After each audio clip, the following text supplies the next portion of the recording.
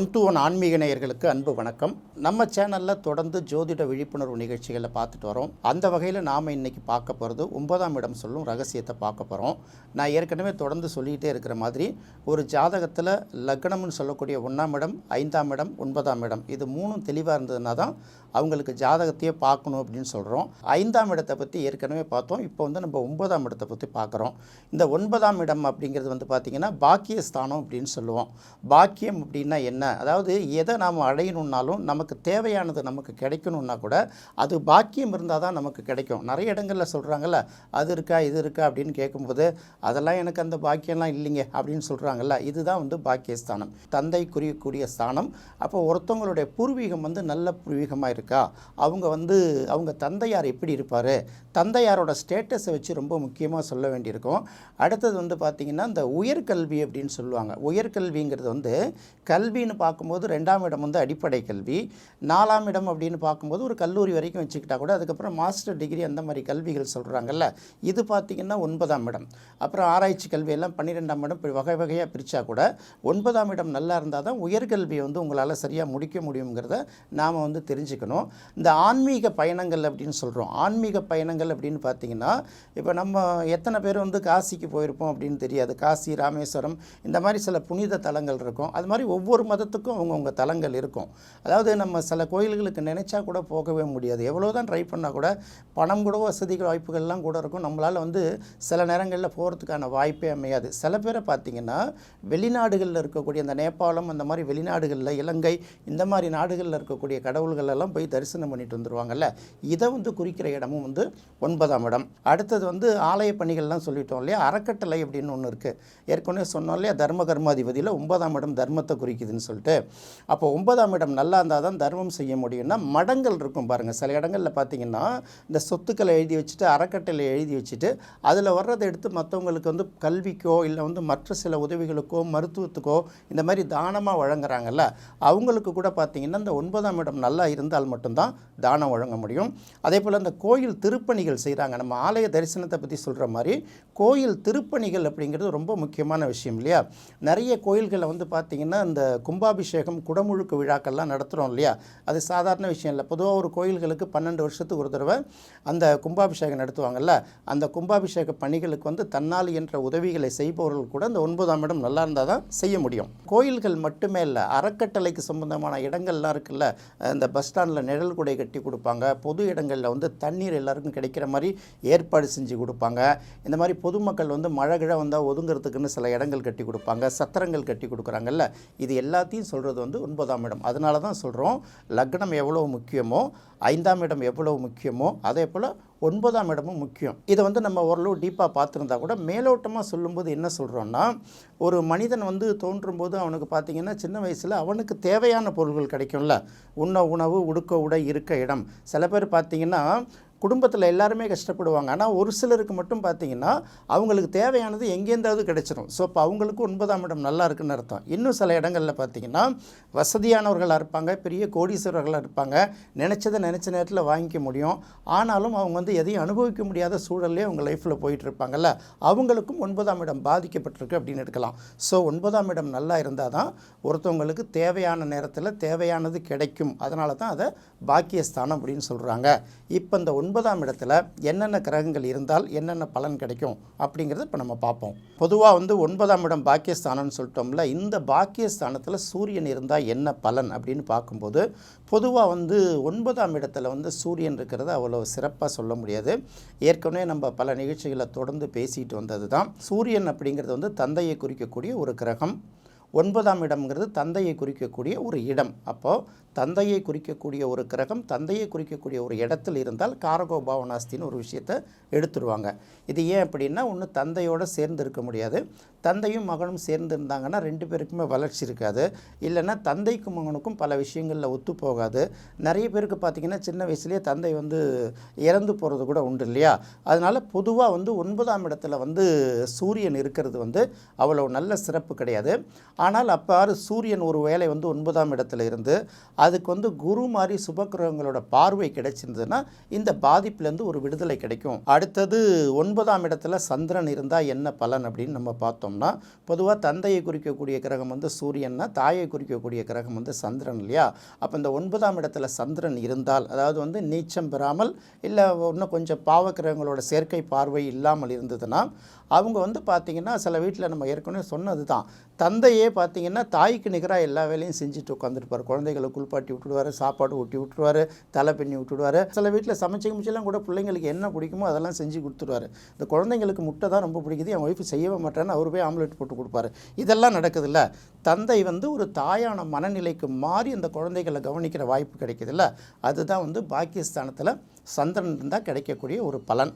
அடுத்தது செவ்வாய் இருந்தால் என்ன பண்ணும் அப்படின்னா, செவ்வாய்ங்கிறது நம்ம வீரத்தை குறிக்கிறோம், வீரியத்தை குறிக்கிறோம், நிலப்புலன்களை குறிக்கிறோம், பல விஷயங்களை சொல்கிறோம் இல்லையா? அப்போ தந்தை வழியில் வந்து சொத்து பத்து உள்ளவர்கள் நிறைய இருக்கலாம். குறைந்தபட்சம் வந்து சொந்த வீடு, குறைந்தபட்சம் அவங்களோட குடும்ப தேவைகளை நிறைவேற்றுற அளவுக்கு ஓரளவு நிலப்புலன்களாவது ஓரளவு இருக்கும். தந்தை வந்து கடுமையான தைரியம் உள்ளவர்களாகவும் இருப்பாங்க.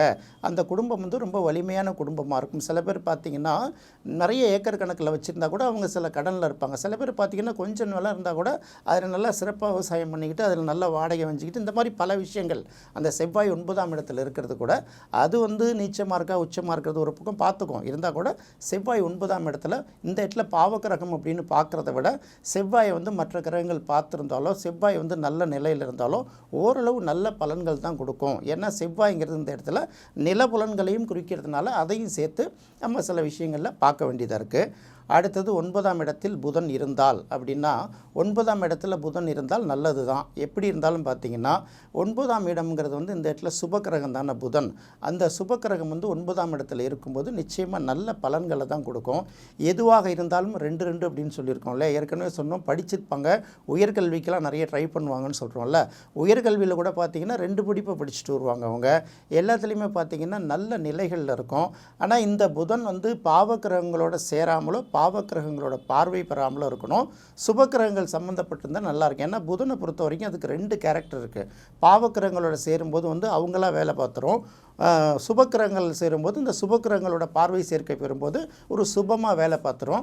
குடும்பமான வரை 9ஆம் இடம்ங்கிறது மேக்சிமம் எல்லாமே புனிதத்துக்குரிய இடமாக தான் கருதப்படுறதுனால அதை தப்பாக எடுத்துக்க வேண்டிய அவசியம் கிடையாது. நல்ல விஷயந்தான். அடுத்தது 9ஆம் இடத்துல குரு இருந்தால் என்ன அப்படின்னு ஒரு கேள்வி கேட்டிங்கன்னா, நம்ம சாதாரணமாக சொல்லுவோம்ல, குருவுக்கு ராஜா அப்படின்னு ஒரு பேர் உண்டு, சூரியனுக்கும் ராஜா அப்படிங்கிற ஒரு பேர் உண்டு. ஓடுனவனுக்கு 9ஆம் இடத்துல குரு அப்படின்னு சொல்லுவாங்க இல்லையா? அப்போ அகப்பட்டவனுக்கு அஷ்டமத்தில் சனிங்கிறது அடுத்ததும் பின்னாடியே வரும். அப்போ 9ஆம் இடத்துல குரு இருந்தால் அவங்க வாழ்க்கையில் எப்படியாவது ஜெயிச்சு மேலே வந்துடுவாங்க. அது ஏன் ஓடி போனவனுக்கு 9ஆம் இடத்துல குருன்னா, தான் இருக்கிற இடத்த விட்டு இன்னொரு இடத்துல போய் அவர் வந்து ஒர்க் பண்ணும்போது பெரிய நல்ல நிலைக்கு வருவார். அதே போல் வெளிநாடுகளுக்கு போயிருந்தால் கூட அவங்க நல்ல நிலைகளுக்கு வருவாங்க.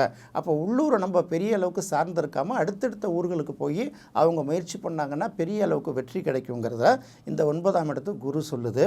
9ஆம் இடத்துல குரு இருக்கிறது ரொம்ப அற்புதமான விசேஷம் தான். இவங்க தான் பார்த்திங்கன்னா நிறைய இடங்களில் இந்த கோயில் திருப்பணிகள் அந்த மாதிரி விஷயங்களும் நல்ல இந்த ஒழுக்கமுறை கல்விகளை வந்து அடுத்தவங்களுக்கு போதிக்கிற இடத்துல இருக்கிறவங்களுக்கும் இந்த தர்ம நியாயங்களை உணர்ந்து அடுத்தவங்களுக்கு நியாயத்தை எடுத்து சொல்கிறவங்களும் பார்த்திங்கன்னா இந்த 9ஆம் இடத்துல குரு இருக்கிறவங்க தான் அந்த மாதிரி விஷயங்களை செய்வாங்க.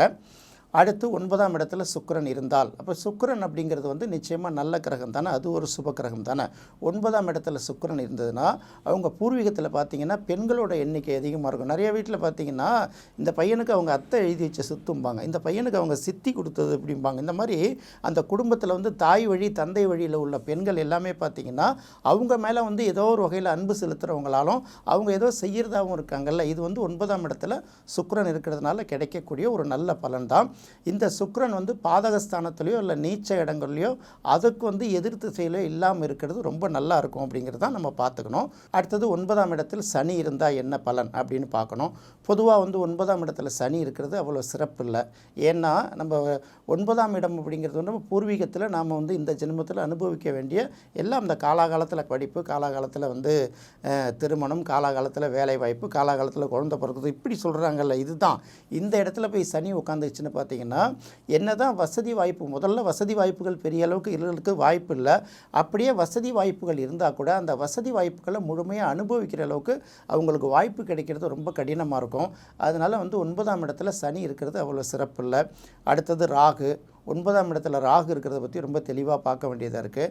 ஏன்னா ராகுவும் ஒரு சுபக்கிரகம் இல்லை இல்லையா? பொதுவாக வந்து 9ஆம் இடத்துல ராகு இருந்தாலே மந்திரவாதி அப்படின்னு சொல்லுவாங்க. மந்திரவாதின்னா அவங்க வந்து இந்த மாய மந்திரங்கள்லாம் கற்றுக்கிட்டு பண்ணுறாங்களா அப்படிங்கிறது இல்லை. எந்த விஷயமா இருந்தாலும் அவங்களுக்கு வந்து இப்போ நீங்கள் ஏன் கஷ்டப்படுறீங்கன்னு கேட்டால் யாரோ ஒருத்தவங்களுக்கு செய்வனை செஞ்சுட்டான் அப்படின்னு சொன்னால் அவங்க நம்புவாங்க. அது வந்து பார்த்திங்கன்னா அடுத்தது கடவுள்களை வழிபடும் போது நம்ம சாமியை பார்த்து வணக்கம் ஏதோ வேண்டிக்கிட்டு போயிடுவோம் இல்லையா? அந்தந்த கடவுளுக்கு எந்தெந்த மந்திரம்னு சொல்லிட்டு அந்த மந்திரங்களை உச்சரித்து சொல்கிறவங்களாம் அவங்க இருப்பாங்க. அப்புறம் சில பேருக்கு என்ன சொல்லுவாங்கன்னா, இந்த ஆவிகள் அதெல்லாம் கூட கண்ணுக்கு தெரியும் அப்படின்னு சொல்லுவாங்க. இதெல்லாம் நம்ம பார்த்து ப்ரூஃப் பண்ண முடியாது, பார்த்தவங்க தான் சொல்லணும். பேய் பிசாசுகள் ஆவிகள்லாம் கூட இந்த 9ஆம் இடத்துல ராகு இருந்தால் அவங்களுக்கு கண்ணுக்கு தென்படும்பாங்க. 9ஆம் இடத்துல ராகு இருக்கிறது பெரிய விசேஷம் கிடையாது. பொதுவாக பாவகிரகம் என்றது நல்ல சிறப்பு கிடையாது. பூர்வீக சொத்துக்கள் இருந்தால் கூட அதை அனுபவிக்க முடியாத சூழல் தான் உருவாகும். அதே போல தான் 9ஆம் இடத்துல கேது இருந்தாலும் அப்படி தான். 9ஆம் இடத்துல ராகு இருந்தால் கூட இப்போ நமக்கு எதுவும் இல்லாட்டி கூட பரவாயில்ல, ஏதோ இருக்கப்பட்டவங்களோட ஒட்டிக்கிட்டாவது வாழ்ந்துடலாம். 9ஆம் இடத்துல கேது இருக்கிறதுங்கிறது அவ்வளோ சிறப்பு இல்லை. அதாவது வந்து எப்போதுமே அது ஒரு துன்பத்தையே கொடுத்துட்ருக்கோம். அதுவே வந்து நம்ம ஏற்கனவே சொல்லியிருக்கோம்ல, 3, 6, 10, 11 தவிர கேது எந்த இடத்துல இருந்தால் கூட அது வந்து அவங்களுக்கு சாபம் தானே. அப்போ முன்னோர்களை நினச்சி நம்ம வருத்தப்படுற அளவுக்கு ஏதாவது சூழலை உருவாக்கிட்டு போயிடுவாங்க.